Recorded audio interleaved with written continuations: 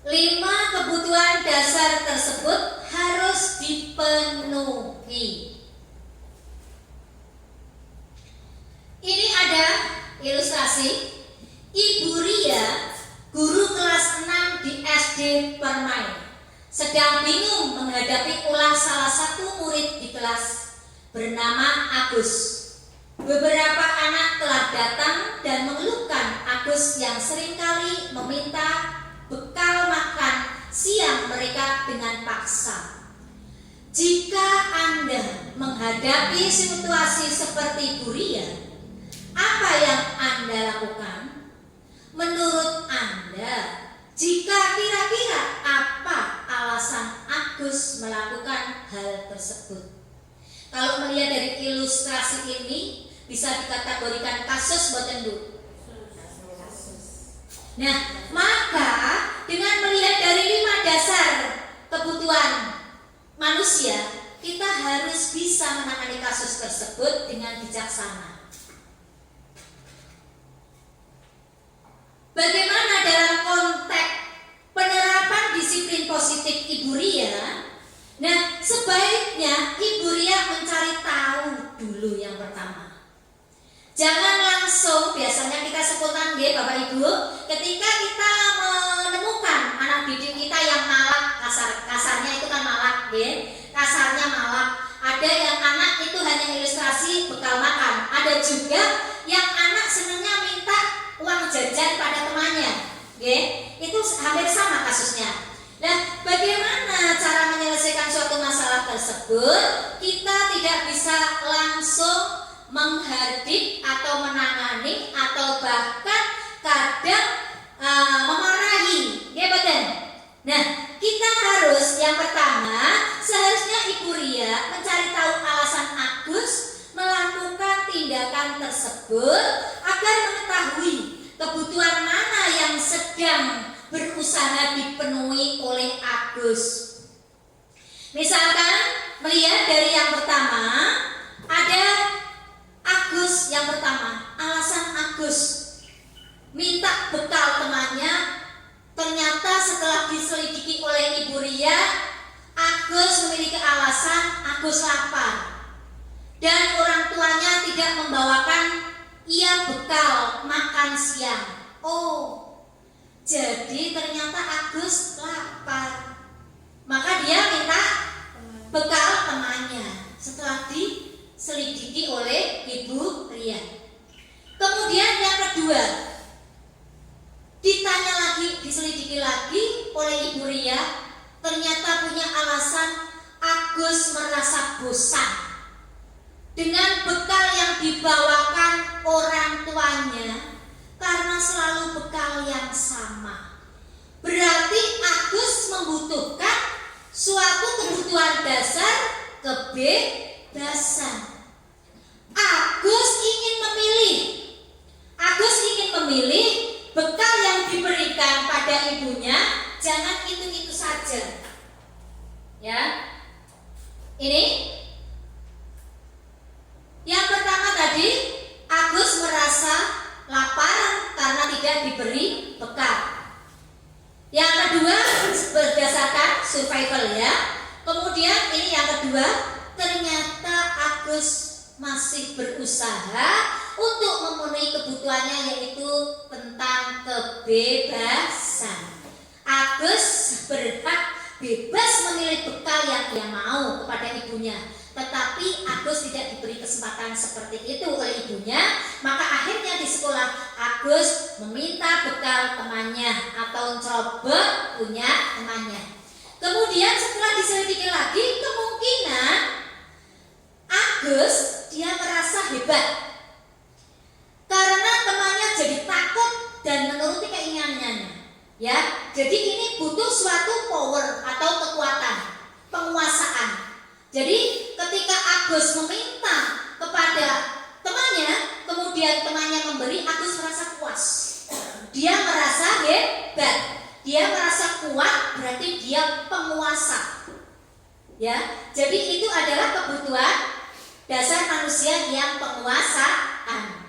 Misalkan dengan alasan lagi, setelah dicari informasi oleh Bu Ria, ternyata jadi perhatikan Agus atau love belonging, artinya butuh kasih sayang.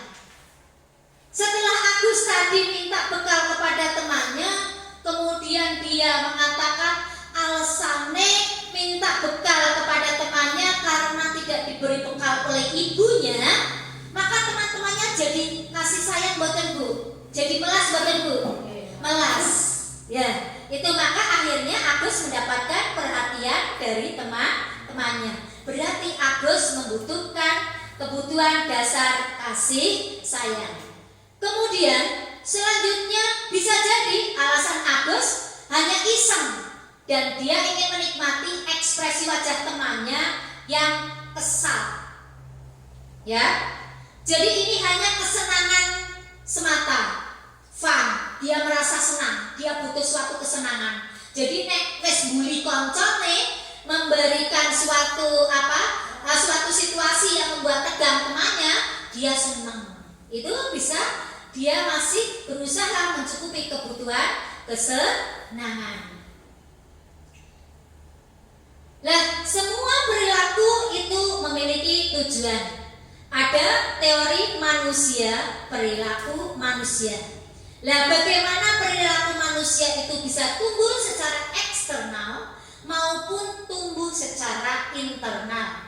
Tadi dalam penerapan disiplin positif itu intinya adalah untuk menyadarkan diri, introspeksi diri, biar seseorang itu sadar akan tanggung jawabnya. Biar seseorang itu tumbuh motivasi secara internal karena sadar diri apa yang menjadi kekuatannya, menjadi suatu kewajibannya. Nah, yang pertama, bagi seorang guru dalam memotivasi perilaku manusia, khususnya siswa didik, adalah yang pertama untuk menghindari ketidaknyamanan atau menangani semua kasus dengan hukuman, itu hindari. Lah, bagaimana? Apa yang akan terjadi jika saya tidak melakukannya? Jadi kita harus refleksi diri, ya.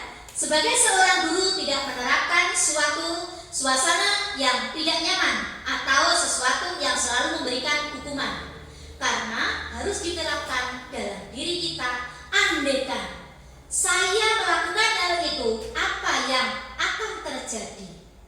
Kemudian itu adalah motivasi secara eksternal. Memberikan hukuman, memberikan hadiah, itu namanya motivasi secara eksternal. Misalkan Bapak Ibu memberi tugas hari ini, anak-anak kerjakan soal di papan tulis ini ya. Siapa yang mendapatkan 100, nanti Bu Guru kasih pulpen. Nah, itu sama saja Bapak Ibu. Kita diharapkan menghindari hal tersebut karena pada dasarnya motivasi yang berbentuk reward atau suatu hukuman itu sifatnya sementara. Jadi itu sama saja dengan motivasi secara eksternal. Karena besoknya anak itu ketika diberi tugas, maka anak itu akan bertanya. Misalkan, anak-anak kerjakan soal halaman 15. Selesai 10 menit. Betul semua yang Bu Guru harapkan. Kemudian Bu Guru meninggalkan tempat itu. Anak-anak pasti akan bertanya, Bu Guru, hadiahnya apa? Gitu. Ya. Maka ketika Bu Guru tidak memberikan, guru tersebut tidak memberikan suatu reward, maka anak tersebut kecewa dan pasti mengerjakannya dengan terpaksa karena takut. Nek orang mengerjakan pasti aku diseneni Bu Guru, gitu ya. Jadi hindari motivasi yang sifatnya eksternal, yaitu berupa hukuman atau berupa suatu reward atau hadiah. Kemudian lanjutnya, yang kedua, untuk mendapatkan imbalan dari orang lain atau institusi, tadi sudah saya sampaikan, berarti mendapatkan reward atau hadiah. Itu sama saja berupa motivasi eksternal, yaitu sifatnya sementara. Lanjut, yang ketiga, untuk menghargai diri sendiri. Saya akan menjadi orang yang seperti apa bila saya melakukannya. Nah, ini yang diharapkan Bapak Ibu, bahwa sebagai seorang guru harus bisa membimbing anak didiknya untuk menyadari dirinya sendiri, akan tanggung jawabnya sendiri. Ini yang disebut dengan motivasi internal. Jadi anak itu sadar. Misalkan kalau kamu mengerjakan soal itu, apa dampaknya? Pada anak tersebut diselidiki. Tentunya anak kan jawaban anak berbeda-beda. Ada yang menjawab, biar dapat 100 Bu Guru, biar dapat pintar Bu Guru, biar tambah ilmunya Bu Guru, kan begitu ya Bapak Ibu. Lah kita harus bisa menggalinya. Mana yang menjadi kesadaran? Kalau anak tersebut, misalkan contohnya, anak tersebut menjawab, karena saya ingin tahu, karena saya ingin belajar ilmu baru, karena saya ingin pintar. Nah itu berarti suatu motivasi secara internal. Anak tersebut berarti sudah sadar diri. Maka ketika anak tersebut diberi tugas untuk selanjutnya, dia tidak butuh suatu reward. Dia akan sadar sendiri apa yang menjadi kewajibannya. Dia akan bertanggung jawab. Kemudian ini tadi contoh hukuman dan sanksi atau konsekuensi. Iva kurang menguasai pelajaran matematika, sehingga pada saat pelajaran tersebut berlangsung, dia lebih banyak berdiam diri atau menggambar di buku pelajarannya. Pada saat guru matematikanya Pak Seno menanyakan pertanyaan, Iva menjadi gugup dan tak sengaja menjatuhkan tasnya dari kursi, serta tiba-tiba menjadi gagap pada saat berupaya menjawab. Seluruh kelas pun tertawa melihat perilaku Iva yang bicara tergagap dan terkejut tersebut. Pak Seno pada saat itu membiarkan teman-teman Iva menertawakan Iva yang tergagap dan malu luar biasa. Dan malahan minta Iva untuk maju ke depan dan berdiri di depan kelas sambil menunjuk hidungnya karena tidak bisa menjawab pertanyaan Pak Seno. Kelas makin gaduh dan anak-anak pun tertawa melihat di depan kelas melihat Iva di depan kelas memegang ujung hidungnya. Dari ilustrasi tersebut pertanyaan, apakah Anda setuju dengan tindakan Pak Seno terhadap Iva? Mengapa? Yang kedua, menurut Anda tindakan Pak Seno terhadap Iva adalah sebuah hukuman atau konsekuensi. Mengapa? Monggo Bapak Ibu direnungkan.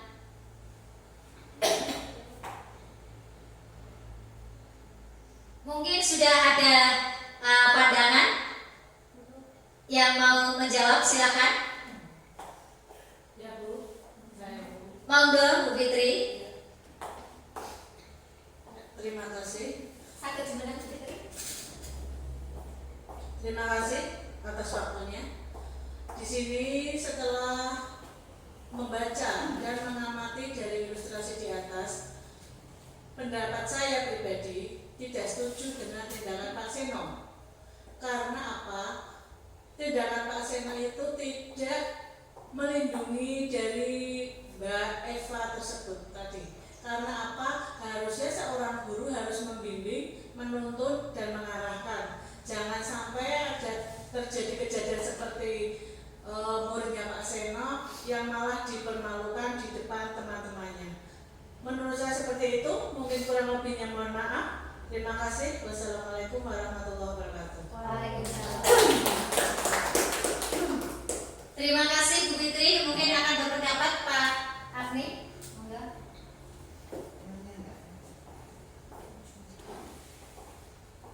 Ya, kalau menurut saya juga kurang setuju terhadap tindakan Pak Seno terhadap Iva, karena dimana Iva ini memang kurang bisa, harusnya tidak diberi hukuman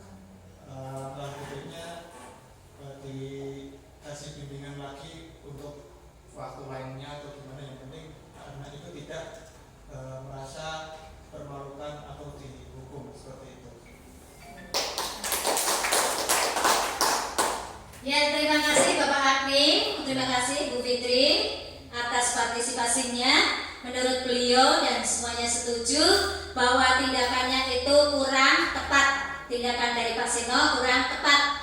Apalagi di situ Pak Seno menunjuk hidung, ya, pada Eva dan Eva disuruh berdiri, mempermalukan Eva di depan teman-temannya, ya. Nah, ini adalah suatu tindakan yang kurang terpuji. Yaitu seharusnya bagaimana? Seharusnya Pak Seno melakukan survei atau berbicara kepada Eva, menanganinya secara bijaksana. Jadi Bapak Ibu, menanyakan alasannya mengapa Eva melakukan seperti itu dan mencari solusi bersama. Gitu. Ini adalah suatu ilustrasi bagaimana kita membedakan antara hukuman dan konsekuensi. Jadi konsekuensi itu Ibu, peraturan yang sudah kita sepakati atau sesuatu aturan yang semestinya kita lakukan, tetapi anak itu tidak mau melakukan, dan konsekuensi itu sifatnya untuk menuju sukses, bukan untuk mematahkan suatu semangat. Berbeda dengan hukuman. Kalau hukuman itu adalah cenderung mematahkan suatu semangat pada anak, membuat